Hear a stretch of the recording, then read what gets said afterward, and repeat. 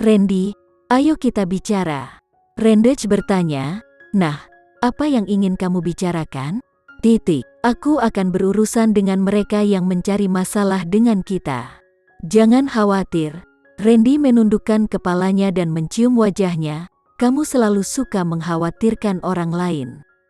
Tidakkah kamu tahu bahwa kamu akan menjadi tua lebih cepat kalau kamu terlalu khawatir? Randy, Putri Bramasta menatap Randy dengan tatapan kosong. Dia benar-benar ingin meninju Randy sampai sadar. Kenapa dia seperti ini lagi? Bukankah mereka setuju bahwa mereka tidak boleh menyembunyikan apapun dari satu sama lain lagi? Apa yang terjadi sekarang, Putri?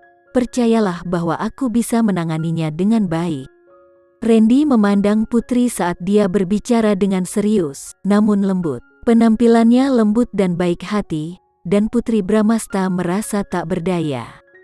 Dia benar, karena dia mengatakan dia bisa menanganinya dengan baik, dia mungkin menambah beban padanya jika dia masuk.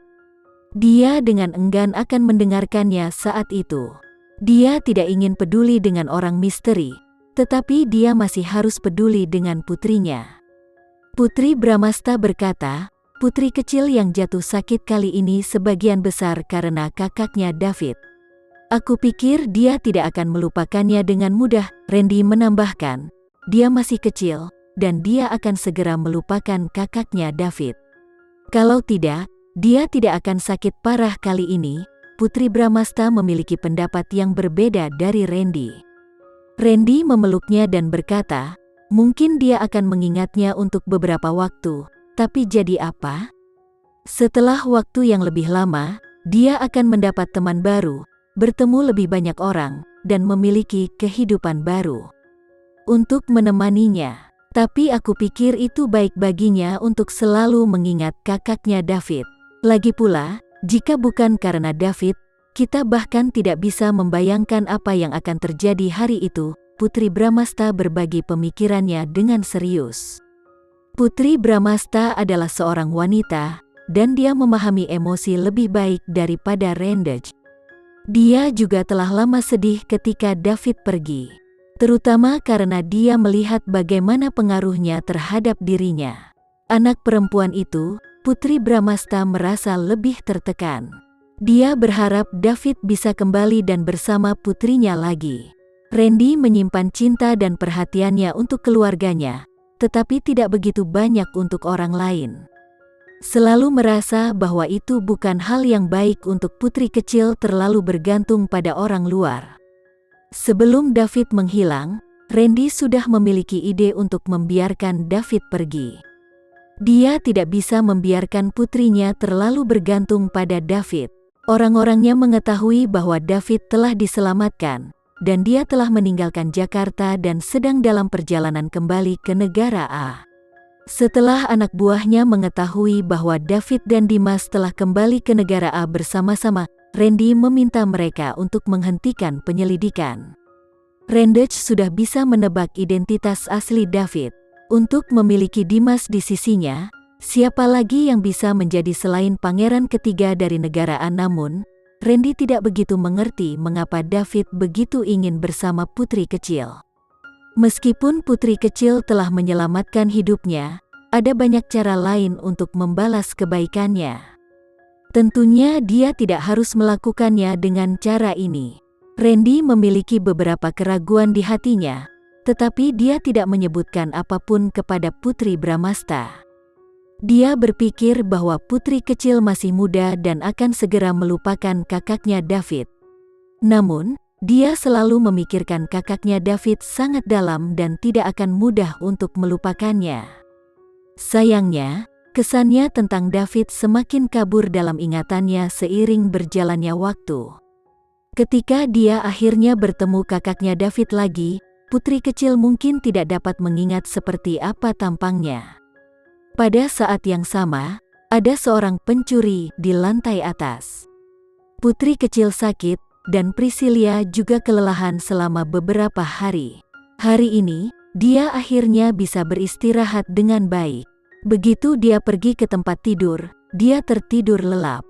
Agam sibuk dengan urusan militer hari ini, jadi dia bekerja sampai larut malam.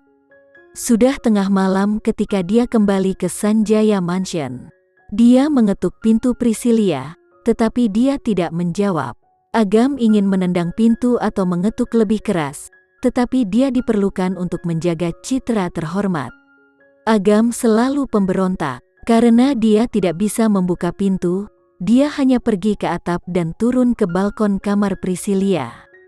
Ada pintu geser yang memisahkan balkon dan kamarnya. Pintunya terbuat dari kaca, sehingga dia bisa melihat Priscilia berbaring di tempat tidur nyenyak seperti babi. Butuh banyak usaha dan waktu untuk naik turun gedung, tapi Priscilia masih tidur nyenyak di kamar. Agam mulai tidak sabar. Dia berteriak, "Priscilia, buka pintunya!" Priscilia hanya berbalik dengan malas. Agam tidak yakin apakah Priscilia mendengarnya, karena dia masih tidur. Setelah berteriak beberapa kali, Priscilia masih tidak merespon, namun ia berhasil menarik perhatian para penjaga di lantai bawah. Namun, ketika mereka melihat bahwa itu adalah Agam, mereka pergi begitu saja. Agam menjadi sangat kesal. Dia menendang pintu geser dan berkata, "Priscilia, bajingan, jika kamu tidak membuka pintu, aku akan membunuhmu nanti." "Sialan, jika kamu tidak membunuhku nanti, aku akan membunuhmu." Priscilia tiba-tiba duduk dari tempat tidur dan membentaknya lebih keras daripada dia. Dia sedang tidur nyenyak dan dibangunkan dengan kasar oleh Agam.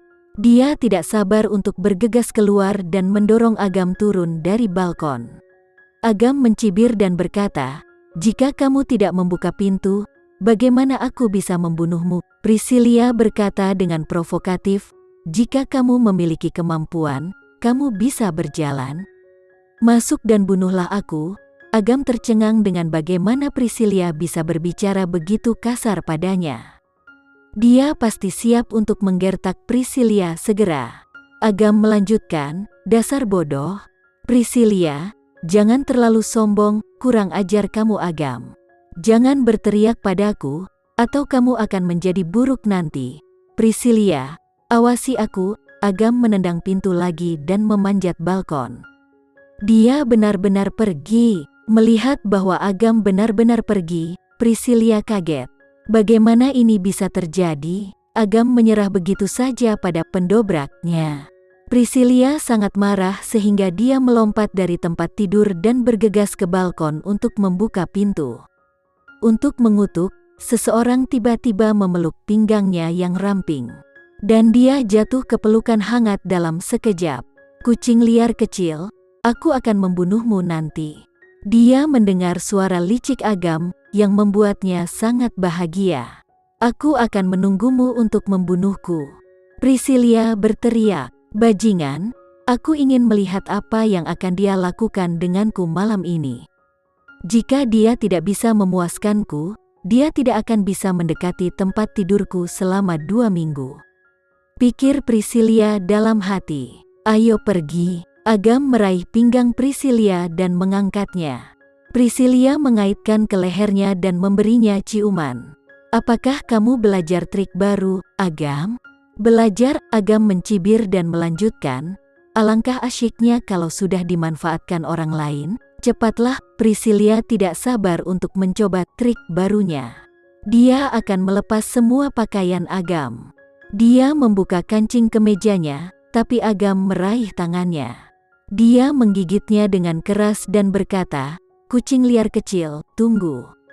Tunggu aku mandi, dan kita akan mulai." "Mengapa kamu harus mandi?" "Aku tidak bisa menunggu lebih lama lagi, menjadi tidak sabar." "Priscilia, ayolah, bermartabat." Hampir segera setelah itu, Agam berbalik dan berjalan ke kamar mandi dengan Priscilia dalam pelukannya. "Kalau sudah tidak sabar, ayo kita mulai sekarang." Di kamar mandi, terdengar suara air mengalir, suara gedoran, ketukan, pukulan. Betapa keras dan bersemangatnya mereka. Mereka tidak tahu berapa lama, tetapi saat mereka mendengar suara pintu yang keras, semuanya menjadi tenang setelahnya. "Hooligan!" Bukan Priscilia yang memarahinya, melainkan Agam. Goresan di tubuhnya semua ditinggalkan oleh Priscilia. Tidak berlebihan untuk mengatakan bahwa Priscilia adalah seorang hooligan. Agam, kamu tidak bisa menyangkalnya, kamu bersenang-senang sebelumnya. Priscilia memutar matanya ke arahnya. Dia adalah orang yang lebih ganas, jadi bagaimana dia bisa memanggilnya hooligan? Sekian dulu ya video kali ini, kita lanjutkan lagi videonya di lain waktu. Oh iya, bagaimana menurut kalian? Semoga bisa sedikit menghibur kalian semua. Untuk teman-teman yang baru nonton, jangan lupa subscribe ya, hehehe. Dan kalau teman-teman ada yang ingin gabung langganan, bisa langsung gabung saja untuk dapat fitur yang menarik dan sedikit membantu Mimin. Terima kasih banyak sudah menonton, sampai jumpa lagi, bye.